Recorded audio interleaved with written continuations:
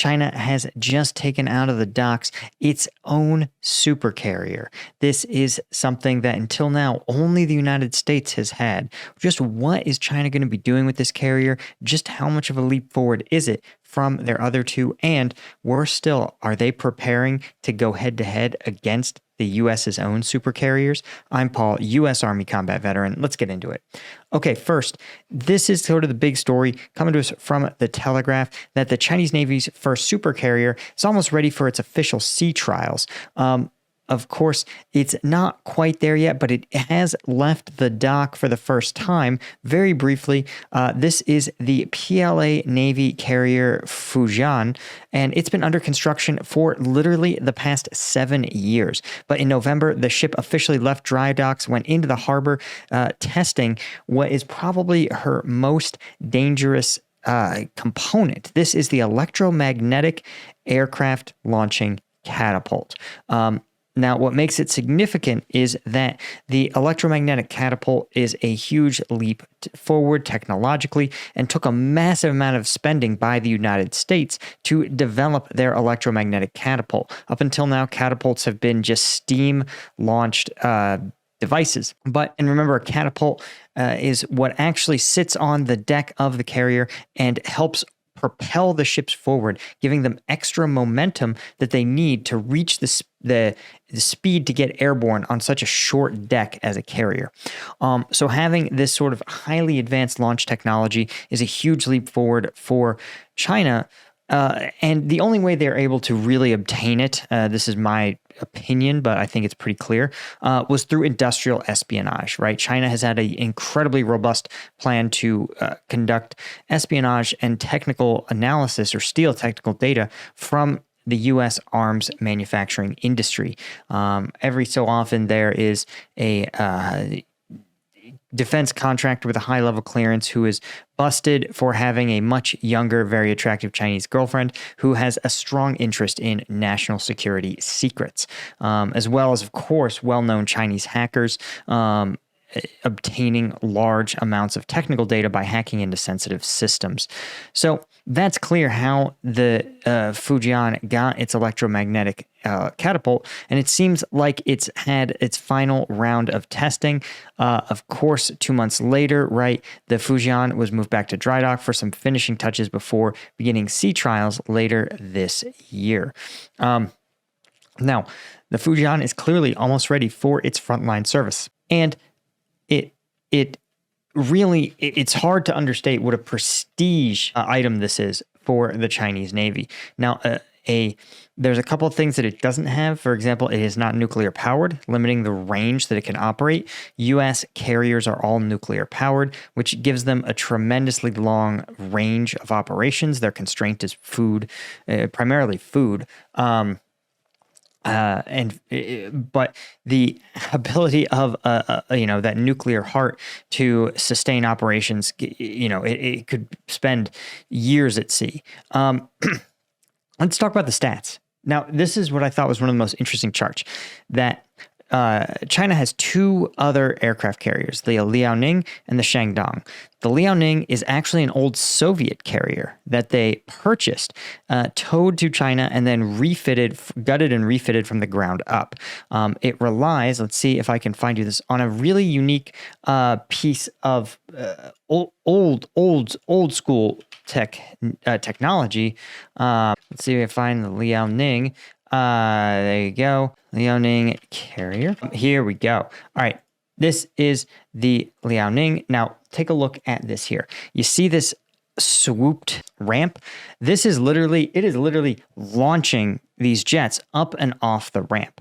Now, as you can see, this is much smaller than the supercarrier that we are seeing here, but also critically, what we also are seeing at the Liaoning is that because it doesn't have the ability to add thrust with a catapult to its aircraft, it can only launch light fixed-winged aircraft and, as you can see, helicopters, right? So it can have a fighter complement, but electronic warfare ships, heavier bombers, or bombers carrying large payloads, just can't get the speed necessary to take off from this carrier. Nonetheless, it is an operational carrier, and for China, whose objectives are primarily close to home, namely Taiwan and the South China Sea, it's okay to not have a tremendous amount of range, but the smaller carrier, and we'll take a look here, you can see the Liaoning with a complement of around 20 fighters, as well as 17 helicopters.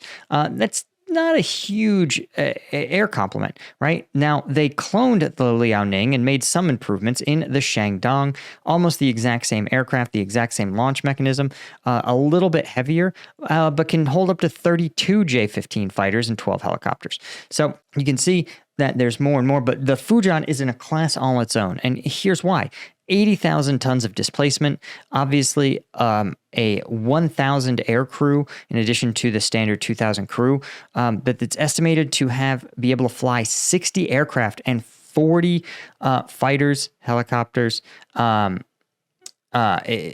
40 of which could be fighters, helicopters, and airborne early warning and control craft, right? So a whole array of craft able to conduct a wide variety of operations. You see how different it could be when you're talking about being able to fly 20 fighters, right?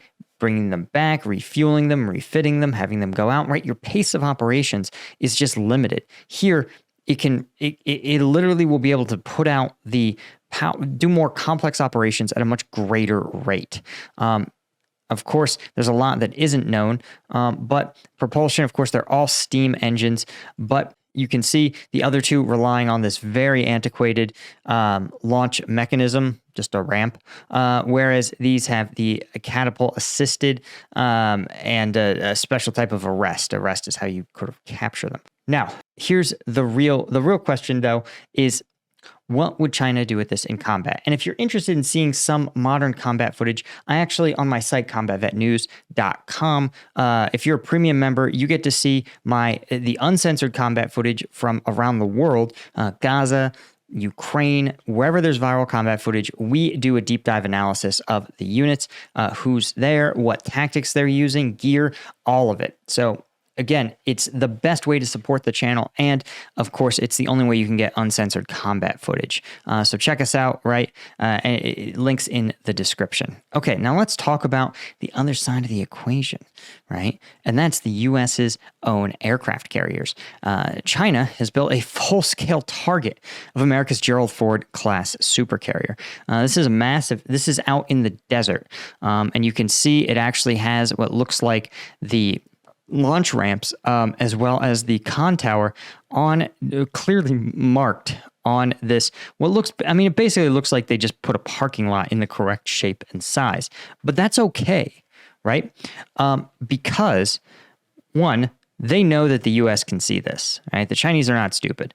So they know that they're signaling to the U.S., hey, we are preparing weapons that can target your aircraft carriers, specifically the Gerald Ford, right? You see here, it's almost identical in shape and array and size. But what this is probably a part of is the PLA's focus on its ability to conduct anti-ship ballistic missiles and cruise missiles. Now, as you guys know, right, systems like the CRAM make it really hard to target a U.S. warship with like a drone. But CRAMs require the projectiles to not be that fast. That's sort of the key.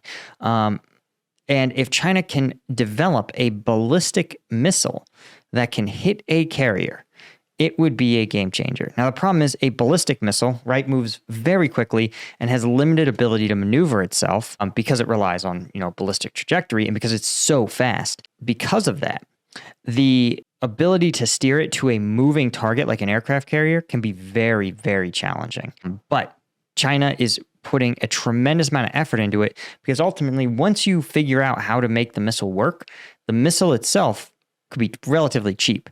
So even if you have, let's say they develop an anti-ship ballistic missile that can be too fast for a CRAM to take out reliably, and it has a 10% hit rate, well, that means that basically if they're willing to throw $20 million missiles at this carrier, which bear in mind, guys, this is a $20 billion carrier, right? the price tag of a Gerald Ford, $13 billion on each carrier. Meaning that if China could throw $100 million missiles at a Gerald Ford class, and it would come out on top by an order by like 1,300%.